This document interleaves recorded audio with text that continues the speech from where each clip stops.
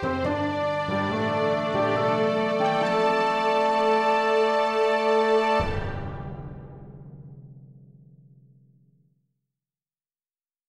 story seekers. I'm Nico. I'm Ben, and you're listening to The Tiny Bookcase. Our guest for this episode is a fellow podcaster who co-hosts the podcasts Dark Natter and Hosts in the Shell. Great names.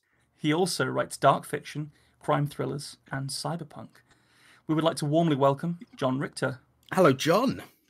Hello. Thanks for having me. No problem. Well, we've had both of the hosts of the Hosts in the Shell podcast now on. That's right. I'm just shamelessly ripping off my co-host, basically. So yeah, Matt Adcock, who featured on your show recently, he spoke very highly of his experience. Said he had a great time. I hadn't heard the show until then, quite a few weeks ago. Thought, I must check this out. Listen to Matt's appearance. Did so. Thought it was ace. Listened to a few more episodes, and then thought I might write to him and ask if they'll have me on as well. And thank you. You did. So here I am. We were more than happy to. And he didn't mention the hot knitting needles under the foreskin thing. That's interesting. That is interesting. Yeah, tell you all about that later off air. No, yes. Of course, that was the Peacock episode, which Yes. Nico and I have a bit of sort of a behind the scenes joke about that week because we were both really ill, and Nico was worse than I. We both had a sort of a flu of some sort, so our stories were really odd that week. And Nico's is particularly weird. So if anyone's listening and hasn't listened to that episode yet, go back and listen to it. But that's not what we're here to talk about. We're here to talk about Jon. So dark fiction. How would you define the dark fiction that you write? That is a great question and points to the sort of existential writing crisis in which I pretty much permanently operate. So I'm so sorry. No, it's good. It's straight to the heart of the matter. So some of my books are crime thrillers. Some of them are sci-fi, cyberpunk thrillers that are sort of crime thrillers as well. I tend to like a murder mystery detective story. Oh, very good. And then some of my books are full-blown short horror fiction collections. So basically, I write all the stuff that I like. So that stuff is what I read. And the problem is, it doesn't all sit on one shelf in the bookshop. No. So if you're a writer of those different genres, how do you group them together? So the label I've settled on is dark fiction, which I think works and describes it reasonably well and sounds cool. The problem is it isn't a shelf in a bookshop, so people don't necessarily consider themselves fans of that as a genre. So sometimes it can be quite hard. Exactly, that's the hope. Go in with your own sign. That whole setup, just like put in a shelf, put up a little sign that says dark fiction. Just go and rearrange Barnes and Noble. Yeah. Oh, fantastic! Well, I'm looking forward to it. The main event has to begin at some point, though, chaps. Our regular listeners know how it goes, but for those of you joining us for the first time, there will be 3 stories told in this episode, and all of them have been written to the same shared prompt. This week, the prompt is The Triangle. And Ben, you're the first of the 3 points. The Triangle. How does it feel to fly? If your luck turns, you may find out someday soon. Luck! The way you view our society sickens me. I may have profited from it, but you have destroyed it. Can either of us say who the real monster is here? Felipe winced as pain punctuated his tirade, lancing up his ruined legs. The morphine is subsiding again, it seems. Joaquin smiled. I hope it is agonizing. Try your luck and discover for yourself. I will only ask you once more, and if I do not like your answer, you will go up again. Where is Camilla? Dead. One of your foreign bombs killed her. Take him up! Joaquin spoke the last in English, and Felipe watched his 2 American flunkies advance on him. They were dressed in dark fatigues, over which tan body armour was strapped to their torsos. From the straps and belts they wore hung a panoply of tactical equipment. The men were walking armories and never showed any emotion. Felipe could see where the patch, which would have borne the stars and stripes, had been pulled from their tactical vests. There wasn't anything he could do to stop the men as they dragged him from the interrogation chair and outside. The sun was unobstructed by clouds and noon high. Felipe had lost all sense of the dates, but at least he thought he knew it was the middle of whatever day it happened to be. The sheet-covered bodies had been arranged into neat lines across the palace's courtyard. They had been his colleagues, friends, and family. The soldiers of the junta who had done the bloody work were lounging in the snippets of shade nearby. Many of them lit cigarettes to celebrate his pain as he was moved past them. The Americans dragged him towards an administrative building, which had once been stuffed with analysts, clerks, and accountants. In Felipe's time as vice president, he had not looked at the place with anything more than a glance. Now it was a slow gallows for him, and he found himself taking in every crack in the windows, every mortar gap between the old bricks. It would be his third time entering the building since the junta had seized the capital. Felipe's bruised feet snagged on where a small crater from a fragmentation grenade had scorched and rucked up the paving bricks just outside the entrance. It forcibly stretched his legs out for a moment, and he made himself swallow the scream. It would not do to give the soldiers anything else to mock him for after he was dead. The walls of the building's internal stairway had been painted white during a previous administration, but the bright splashes of blood from the coup were stark against the faded bone of that old paint. He felt every step rattle his broken body as the two hulking soldiers dragged him upwards. 1, 2, and 3, thought Felipe. 3 floors up this time. The room was strewn with papers and computer parts. The loyalists had managed to shred some of the documents, and they had gutted all of the computers of their hard drives as the building was being taken.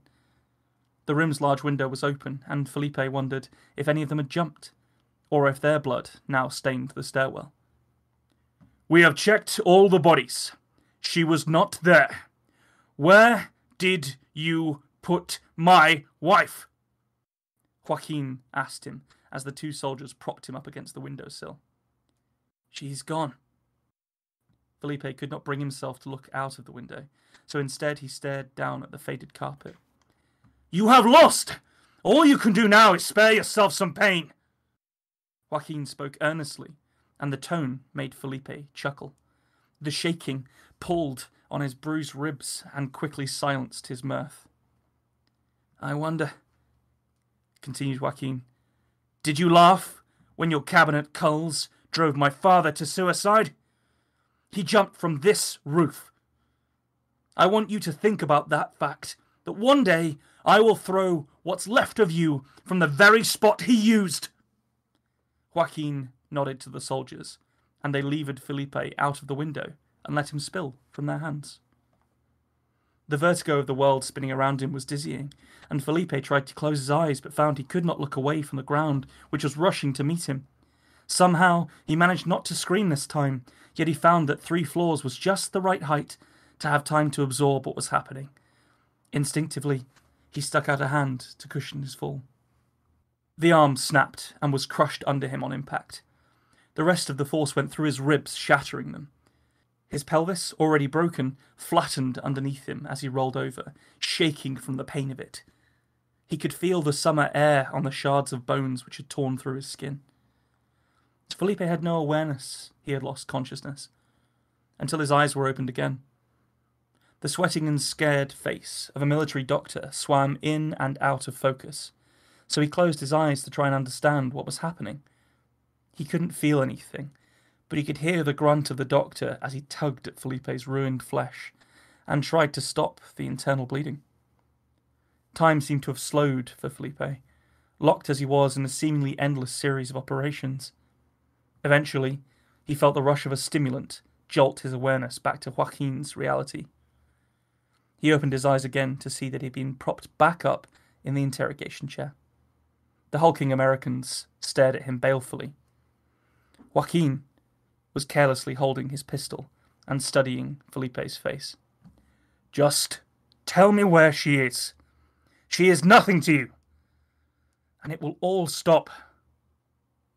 "One day," croaked Felipe, "this tide of blood you have made will turn back on you, and everyone close to you will drown. I will not put her there. She is free of you. She is free of me. Free of... Anger pulsed across Joaquin's face, and he lunged to grip Felipe by the chin, putting the muzzle of his pistol under it. It poked Felipe so that he was forced to tilt his head back and look up at Joaquin's manic eyes. Did you fuck my wife? I loved her. Felipe didn't hear the gun go off. The bullet simply snuffed out what little there was left of him inside his pain-filled mind. Oh, Great stuff. that was delightfully grim. Mm. I wrote down unfolding like reverse origami. That's what it felt like something incredibly elegant was being deconstructed. Right, because he's in the middle of a situation that's been going on. It's like we were so deep in that as each little fold came undone, there was about like how are they hurting him? How have they been hurting him? And then as they were going, as soon as you said, they were going to the third floor this time, I thought, no, they're going to chuck him out the window, aren't they? Yeah. And that sense of dread, and you know that moment when it's so much worse to be proved right. You did that very, very well. Oh, I'm glad. There were some great descriptions of not, this was not its only good quality, but there was certainly some good kind of injury detail. I'd sort of underlined the summer air on shards of bone. You could almost, I sort of made an involuntary kind of noise to myself when you covered that bit. Yeah, it's an odd one, that, isn't it? Because it's almost like, would warm air really be worse than cold air? I don't know, but I think it's just like, there's that smell to warm air, especially when you're on holiday somewhere nice and hot, like if you're on the south of Spain or wherever. Yeah. And there's that scorched quality to the air, which is very sort of nice.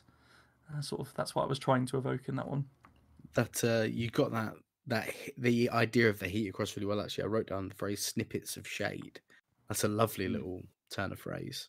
Because it literally evokes the idea of like a photograph almost, or a film.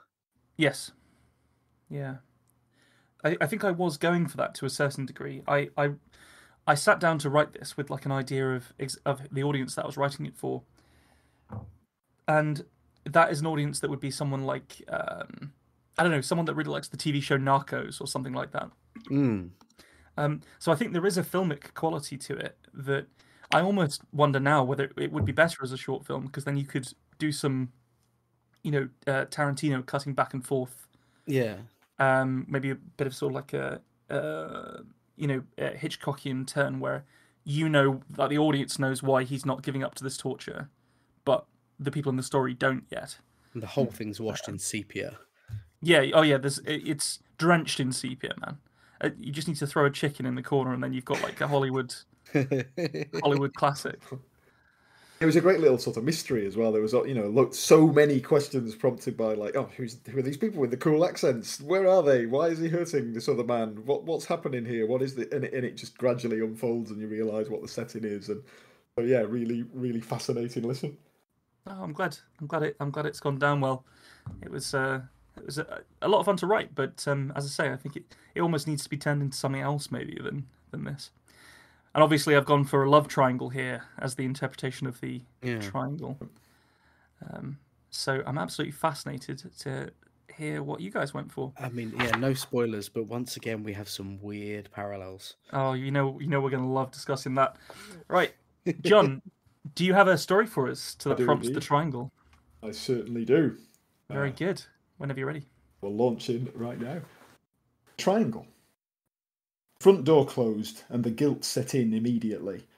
I lay for a short while amongst the bedclothes which, like me, were suffused with the smell of her, shame and remorse quickly devouring any lingering feelings of post-coital bliss.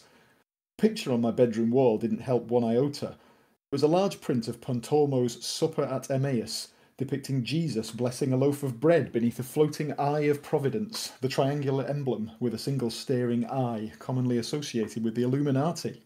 I resolved to finally ask Jeremy, my landlord, if I could take the vile thing down. He lived next door, a vicar, would you believe?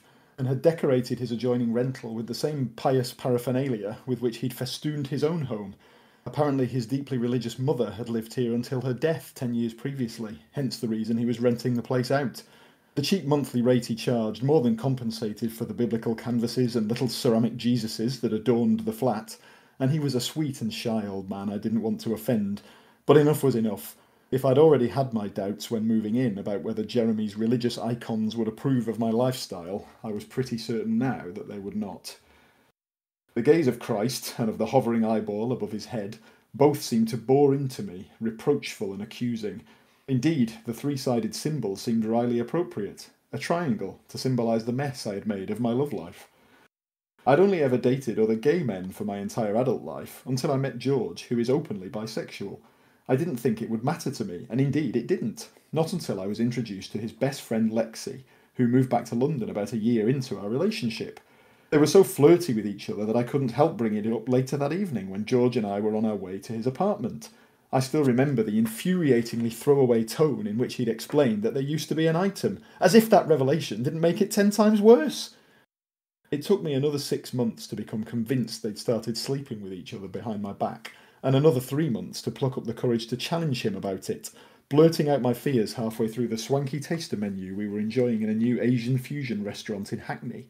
He denied it flatly, storming out of the place to underscore his point, leaving me in an embarrassing silence while I finished a plate of sashimi slices arranged in the shape of a flower. It seemed symbols were all around me, I thought, as I glanced again at the staring eye that hung in the air above Pontormo's somewhat ginger-haired portrayal of Jesus. A triangle indeed. I'd apologised to George the day after the incident at the restaurant, explaining that I was just insecure, that I'd never dated a bisexual man before, that I felt threatened by the pretty and confident Lexi and their innumerable in-jokes and shared memories. He'd been very understanding and told me it was okay, and that I just needed to trust him. I didn't, of course. Even while I listened to his comforting words, I was resolving to bring it up directly with Lexi, whose phone number I'd obtained during that first meeting at her insistence that we would become best friends too. Her reaction was very different from George's. "Oh, yeah, just once though. Sorry. I suppose you were bound to find out sooner or later." She sucked on one of the long, thin cigarettes she seemed to be constantly smoking, a habit that necessitated all meetings with her occurring outside of pubs and coffee shops, in this instance in the dingy and freezing beer garden of the Falcon in Clapham near where she lived. She was one of those people who cultivated an aura of alluringly shabby chic, her wavy hair tumbling a little too effortlessly from beneath a beret, her outfit pieced together from charity shop cast-offs in a manner that looked as though she wanted people to think she'd spent less than a minute selecting them. Her dark eyeshadow and lipstick might have been thrown on at the last moment, or might have been the result of hours spent searching for Helena Bonham Carter makeup looks on TikTok. The realisation that she was very attractive came as almost as much of a shock as her casual confession. You can probably see where this is heading. It headed there that same night, when we ended up tangled in her bed, the first woman I'd slept with since I was a teenager. I can't deny that it was fantastic. A breathless encounter that left me exhausted and bewildered, and, in spite of myself, in spite of everything, wanting more. After that first rendezvous, I'd begged Lexi not to tell George what had happened. She'd shrugged. Seemed a bit hypocritical to me, but whatever. She'd shrugged a second time when I asked whether she was going to sleep with George again. "I might do. I don't really think about these things too much, Chris." When I'd suggested that this was clearly an insane situation, that George and I now had no choice but to split up, she genuinely seemed mystified by my logic. Why? Just do whatever you want to do. If you like each other, be a couple. If you both like sleeping with other people too, then do that. If you both like sleeping with me, well, I suppose it just shows how much you have in common. So here I was, trapped in a proper soap opera style Jerry Springer love triangle, sleeping with two people, one of whom I really liked, and another I seemed improbably and impossibly attracted to. I stripped my bed angrily, feeling as though somehow the situation had been inflicted upon me, that this mess was in some way not my fault. I hoped that getting rid of the evidence might get rid of the gnawing guilt, and forced myself not to look at the painting again, not to meet that omniscient eye and all of its insinuations. George hated that canvas too, which was part of the reason we usually stayed at his place instead of mine. At least that meant there was less chance of him arriving unannounced and letting himself in with his spare key when Lexi and I were together. God, what a mess! My mother had been religious too. She would have hated how I lived my life.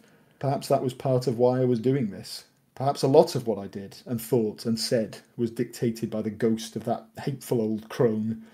By the time the cancer had claimed her, she'd looked like an unwrapped mummy, like something half-eaten, consumed by her own hatred of the modern world. So much of her life seemed to have revolved around the pursuit of a place in heaven, but I found it very hard to believe she'd be happy even there. That thought dragged my gaze back to the painting one last time, before I headed for a shower and to figure out how on earth I would look George in the eye when we met for our date night later that evening. The eye had followed me, of course, burning its judgment into me, even from the opposite corner of the room. Then it blinked. At first all I could do was replicate the gesture, blinking stupidly as my mind seemed to freeze. Then I lurched towards the painting, determined to disprove what my eyes had perceived, convinced that my recent relationship stresses had finally resolved themselves into a worrying hallucination.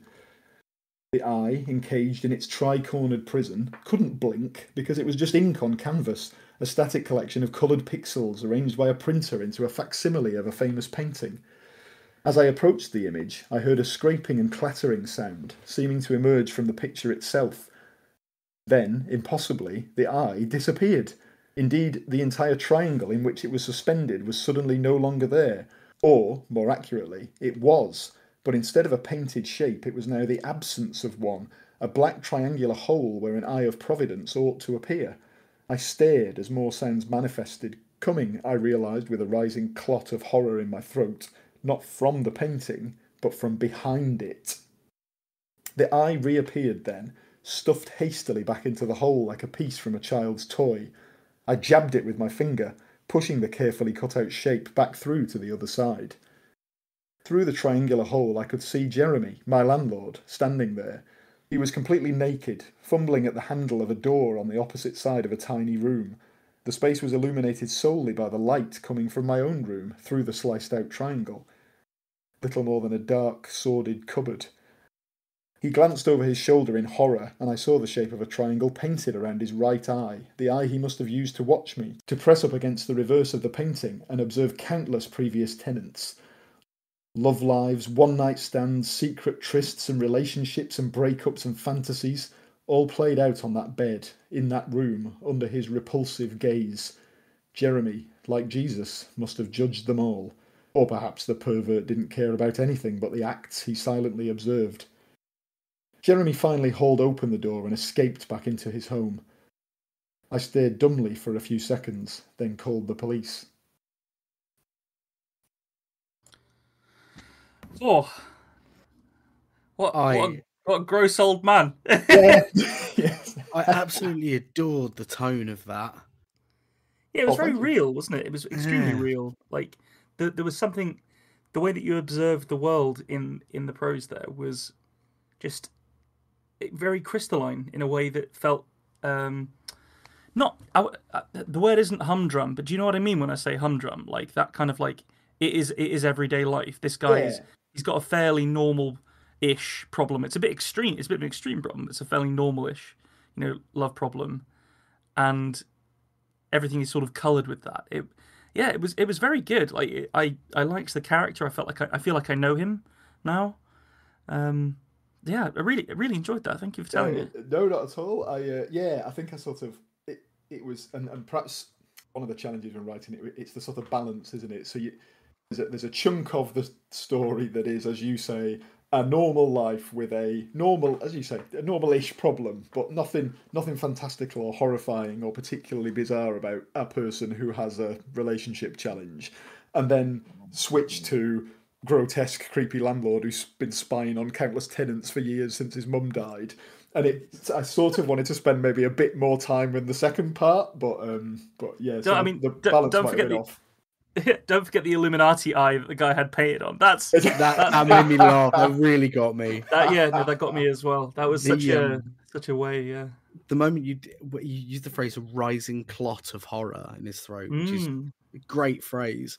But in that moment, because it had been so kind of realized and actual, my brain was like, "This could go in any direction," and I just accept it. If it was like, yeah, and then it came out, and Jesus was like, we were actually cool with gay people, and you were on a fast track to heaven, but now you're out. Like, but it being the landlord with it painted on his face, just completely rug pulled, like a rug pull of rug pulls, because I was like, there are infinite options because you haven't set any rules other than so far this is a world that you know, and it left you a great opportunity to kind of just do what you want, which is wicked. Oh, thank you. Yeah, I definitely like that sort of. I love a twist ending, but I think I love a twist ending even more if you've managed to pull off either a misdirect or as you say, even just it's completely out of nowhere and unexpected, because you can get some twists that are a little bit too foreshadowed or a little bit obvious and predictable or an obvious subversion of the obvious. And so, yeah, hopefully that was a bit more left field. Can we talk about briefly the plural of Jesus? We use Jesus's. I wrote down Jesui, like Jesui. That feels Jedi. Correct. Jedi. Like octopi and octopuses. Yeah, that would be Jezapode, I guess. A flock of Jezapode. Now, what would be the collective noun for Jesus's? Savior. Would it just be Savior. Jeezy? Does that work? Oh, right. Well, there were some really good word uses, like right in from the very start. Like your word choice was really spot on. This idea of being suffused with the sort of like smell and like essence of somebody else after an act like that at the start, especially because we know it's a sort of forbidden act as well. That's immediately implied. That was very strong. Like I found myself thinking, this guy really needs a shower. Like, and because you then go on to describe the house as being like this quite like old and it's okay, but it's it's decorated kind of strangely. There's no way that's got a good shower in it. There's no way. Or it would make funny noises at the very least before lots of funny hammering noises. sounds. Yeah, and the boss pressure would be shite as well, I would have thought. Festooned. Now, I took the word festooned out of my story. No way! Brilliant. Because I was like, that is actually too bombastic a word to put in my military junta story. So I was really glad to see it in yours. So thank you for that. Yeah, it sort of worked with this. Well, at that point, before we know the truth about him, you might picture this landlord as this sort of meticulous, fiddly little character who's kind of putting all these ornaments around the place, and it just festooned seemed to work for that character. There is something gross about it, isn't there, when you're talking about decorations? And in this particular instance, we're talking about religious iconography as well. So it's like a gross application of it, which is a really good use of it. And then the other thing that I wanted to talk about was just the whole thing is drenched in symbolism, which is great. But I've not heard a story before where an openly very, very solid in his sexuality gay man experiments with bi-curiosity in a jealous fashion. And I am interesting sort of dilemma, I suppose, as you're writing something. So I want it. So again, as with your story, Ben, it was a love triangle interpretation, although kind of a swerve then with the no, it's a triangle with an eyeball in it. But that yes, and so I wanted an interesting love triangle. And that started me thinking about, could you have aspects of different types of sexuality in there? I am a, straight, white, cisgendered bloke. I am boring demographically. And so there is sometimes a dilemma. I don't know if you guys experience this or not, or is you don't want to do that thing of offending anyone by trying to write as something that you can't fully identify with, but equally you do want to be representative, interesting, inclusive. You want your writing to be realistic, because in real life there are loads of different types of people and you want to include them all, and then you can overthink it and just think yourself to death and think yourself out of doing something. So in the end I sort of just thought, no, I think this is the way I want to go, let's go for it, and was happy enough with the results. I think that's the bit that really sort of excited me about the way that you set that up, because there was this kind of everyday aspect to the main character, but then that love triangle felt more like a French art house movie or something. Do you know what I mean? It was quite. it was quite an interesting angle to look at that through. So I thought that was very cool. And then my final point, which I had, was that I'd already written down Lexi equals Helena Bonham Carter's style before you said it in the story. Oh, that's good. That's good, I think. Because it was just from the immediate way that you'd introduced her, I was already getting a very strong Helena Bonham Carter in Fight Club vibe from her. And then you mentioned it, and I was like, oh yes, yeah. I felt very much in some sort of in tune with the story that you were telling. So again, thanks. Oh, not at all. Thank you so much. And yeah, the little sort of long thin cigarettes definitely adds to that overall dynamic as well. True. True. Very briefly on how you told it as well, spoken in a very relaxed way that gave it that flow of consciousness style, while still having plenty of character, which is, I think, super important, especially for this format, because you can just read out thoughts, but we got to know the guy quicker because of your mannerisms bleeding through, and especially to your credit, like you say, sometimes it can be very difficult to write queer characters or characters of color when you are cisgendered and white and male, and not leaning into stereotypes and making sure that you do give fair and equal representation. It is important, and you did a great job of it as far as I'm concerned. Oh, thank you. And yeah, the sort of reading your own work out loud is. I know some writers almost do that as part of the editing process, don't they? They will read things out loud, and you do definitely catch some problems and errors that you might miss on the page. But it isn't something I normally do, and was quite fun. So thank you so much. Brilliant. Well, we're not done yet. There's one story left yet to be told. Nico, have you got a story for us, or have you failed to turn your homework this time? Imagine if I just said no. Right, I'll better read it to you. This is the last episode of the Tiny. And you'll never see me again. The Triangle. Dissidents are sent to the Triangle. That's what the overseers call it. And they're not very creative. We figured a few things out.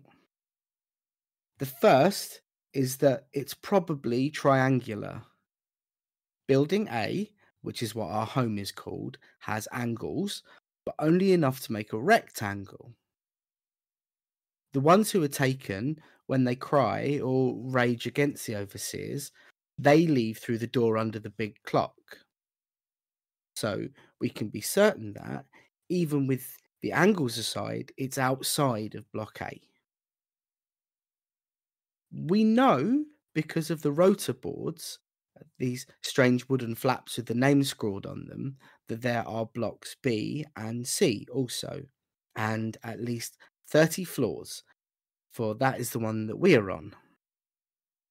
One girl, whose name we can't remember anymore, played with the wooden slats.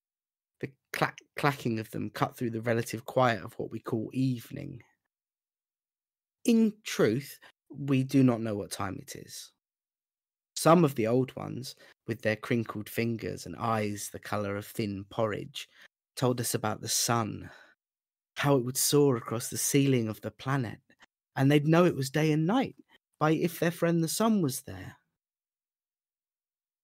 We do not know what time it is because the clock has stopped. They teach all of us how to read it, the elders. They say we might need it, should the thing restart. The big hand is minutes, and the little one is hours. I don't really understand what minutes and hours are, except that many of one makes the other. The overseers do not need the clock to run.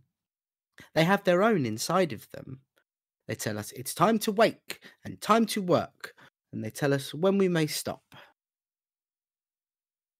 The only other thing we know is that anyone who goes to the Triangle does not come back.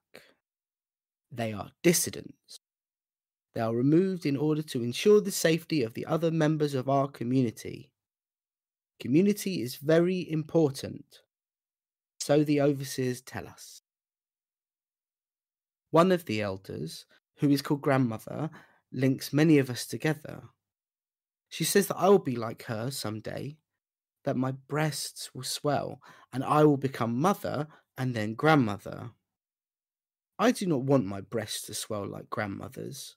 They dangle so low from her crooked form that I fear she will step on them. That makes me laugh sometimes.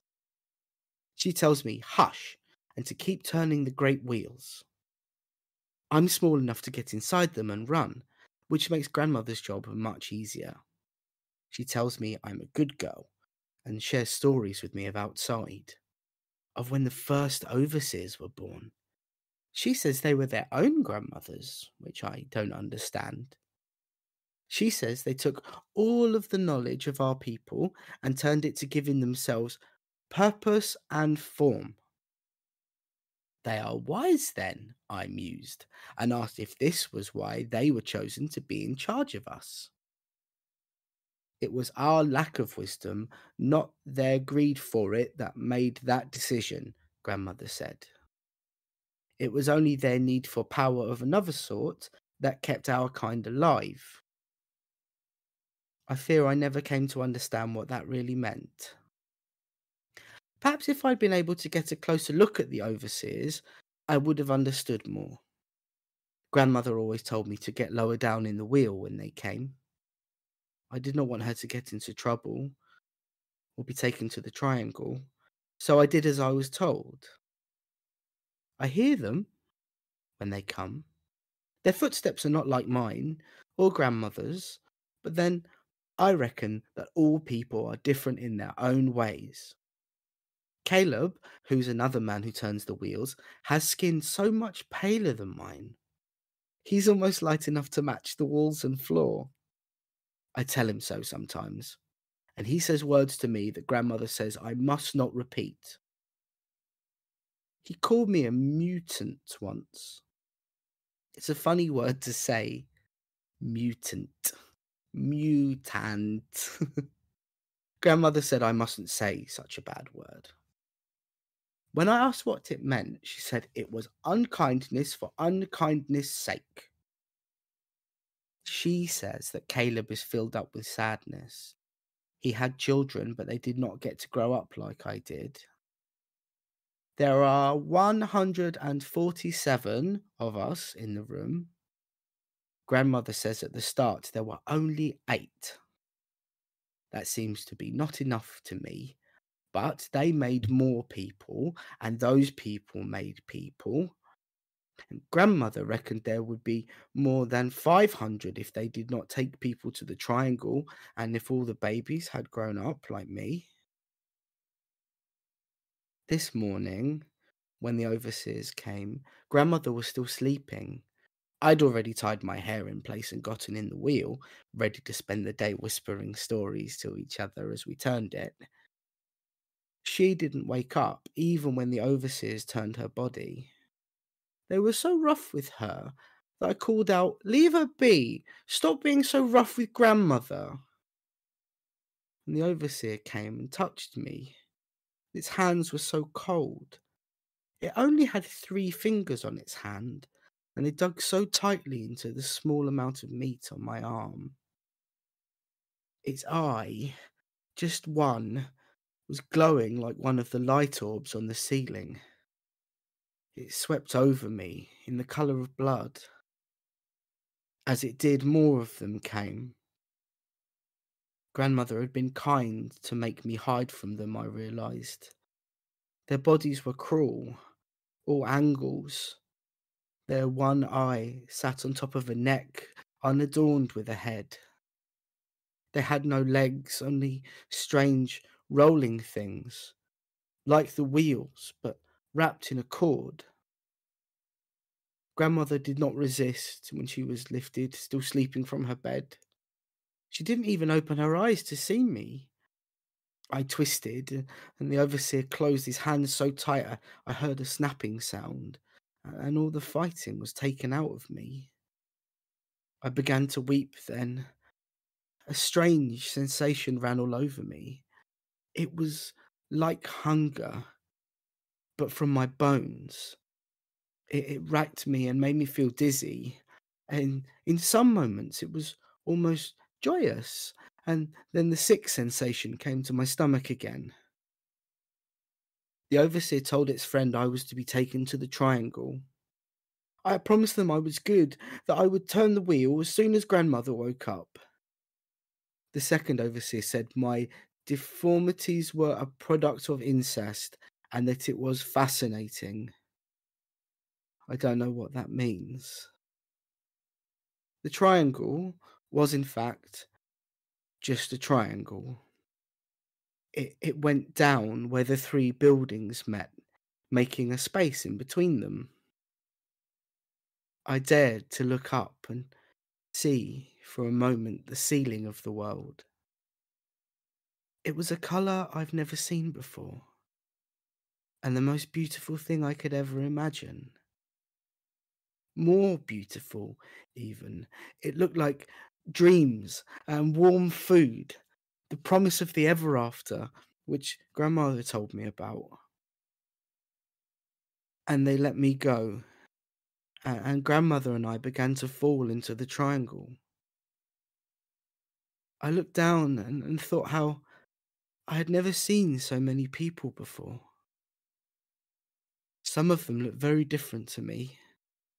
Some were dark of skin, like me, some very pale, and some of them, I was sure, didn't have any skin at all.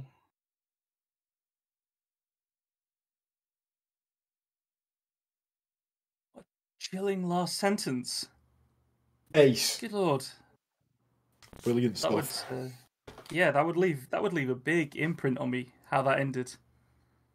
Manky, innit? If I was reading through a short story anthology and I was reading the story and I was like, this is really cracking on, isn't it?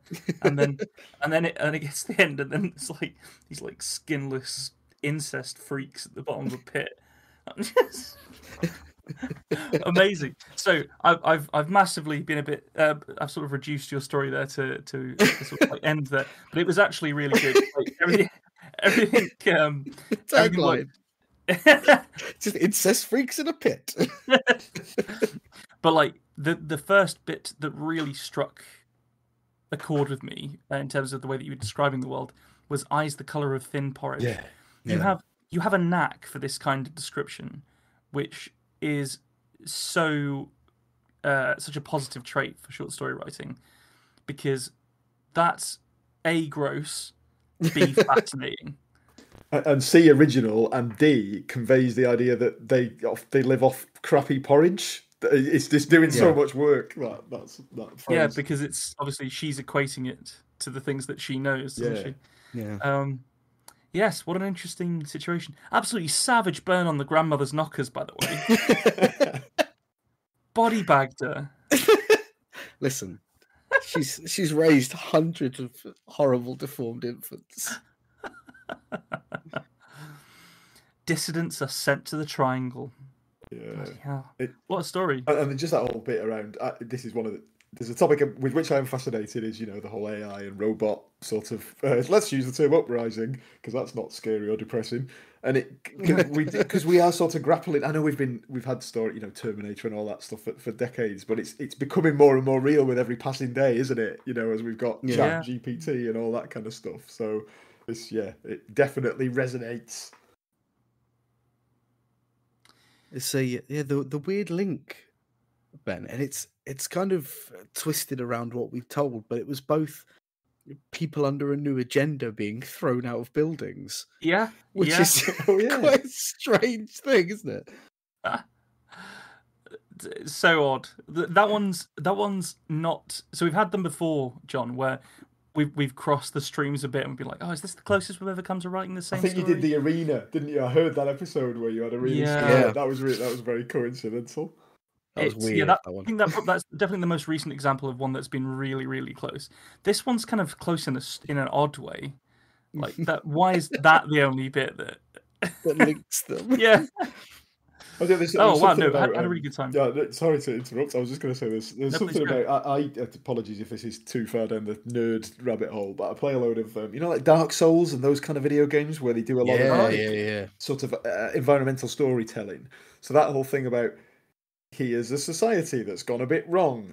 oh, here's a hole in the oh, here's a pit full of corpse. Oh, okay, I can see what's happened here, and no one needs to tell me what's happened here. I can infer it from these things I can see. Like, I love that way of conveying a backstory in a simple, sort of powerful way. One of the overseers is just Patches in a cardboard box. We all know it to be true. The description of the overseers' bodies, their bodies were cruel. Now, that is wonderful. That's a wonderful line, because it basically means their embodiment of intrinsic evil, doesn't it? Yeah. And the idea that someone's at such a fundamental level, someone can be cruel. But you might see the occasional time when someone describes someone as having like a cruel smile or a cruel glint in their eye.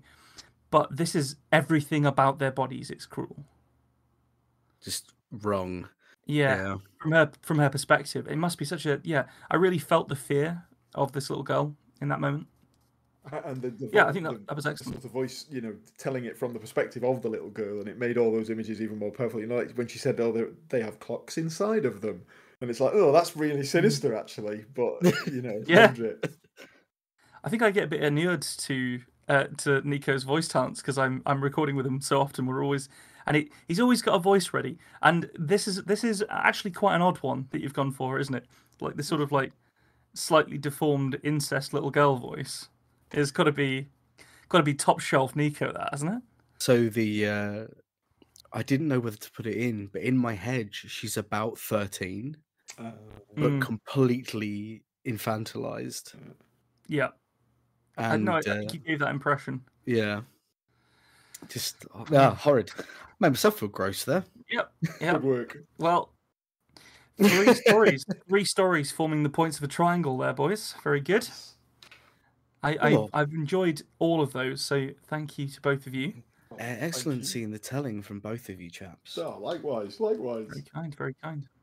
So, just before we wrap up this story episode, it's important to note that you can head over to Jon Richter's website if you want to grab some of his books. Is that the best place for people to grab stuff? Yeah, no, indeed, that is one of several. So if you look up Jon Richter online, you'll find my books available on Amazon. It's Jon, just spelled Jon. Richter is like the Total Recall character, Richter. And yes, I have a website which is www.jon-richter.com. You can find me on Twitter @RichterWrites. I'm on Instagram @JonRichterWrites. I've got a Facebook page. And you can also track down my couple of podcasts that you kindly mentioned earlier. So there's Dark Natter, where I and a pal, Liam, my co-host, talk about our favourite dark fiction. And more recently, there's Hosts in the Shell, as I mentioned earlier, with Matt Adcock, where we talk about our favourite cyberpunk fiction.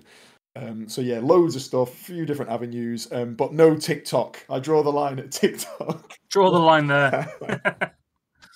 Very good. Well, thanks again, and we'll see you for the interview next week. Goodbye. Thanks for joining us for this episode of The Tiny Bookcase. Remember to subscribe, otherwise you're going to miss out on the future fun. Also, tell a friend. If you like this episode, link them to it. We'd be tremendously grateful. You can follow us on Twitter @BookcaseTiny, Facebook @TheTinyBookcase, and Instagram @BookcaseTiny for updates. Speaking of supporting the podcast, well, magic can only take one so far. The Tiny Bookcase is supported by the generosity of its patrons. Those kind souls have really kept my belly full the last year. Let's cast a spell for them, shall we? For magnificent beardery, let's cast the Chinicus folliculale spell on Gary Laird. For rich ginger tones on the scalp, let us cast the Orangi Hedondo spell for Scott Byrne. And for general fabulousness, why not the Ooh La La, How's Your Mother spell on Matthew McLaren?